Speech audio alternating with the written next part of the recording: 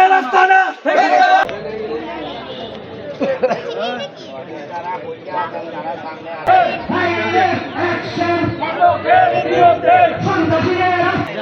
আইরে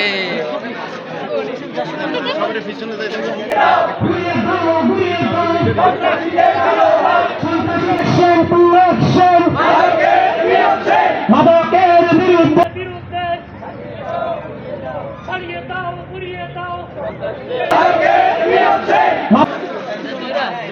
আইরে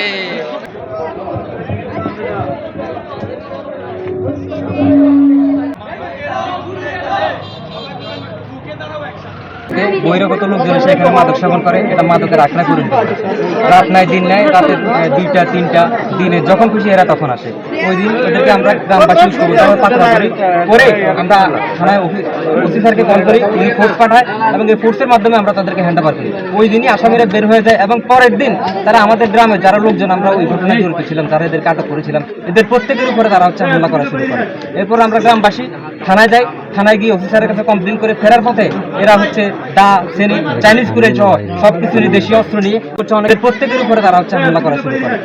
আমরা নিজেরা উপস্থিত থেকে সেখানে আমরা মূল আসামিকে আমরা ধরিয়ে দিতে সক্ষম হই, কিন্তু এখানে আমাদের এসআই মুর্শেদ এবং এসআই জামালের মাধ্যমে ওনারা আবার আসামিকে আমাদের সামনে ধরে এই প্রধান আসামিকে ওনারা এই ঘটনার প্রধান আসামিকে ছেড়ে দেন।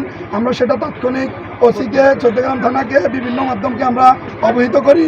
দেশীয় অস্ত্র নিয়ে হামলা করার পরেও যখন আমরা অপরাধীকেও হাতে নাতে ধরিয়ে দিই, তখন ওনারা আমাদের সামনে অপরাধীকে ছেড়ে দিয়ে একজন নিরপরাধ মানুষকে তুলে নিয়ে যায়।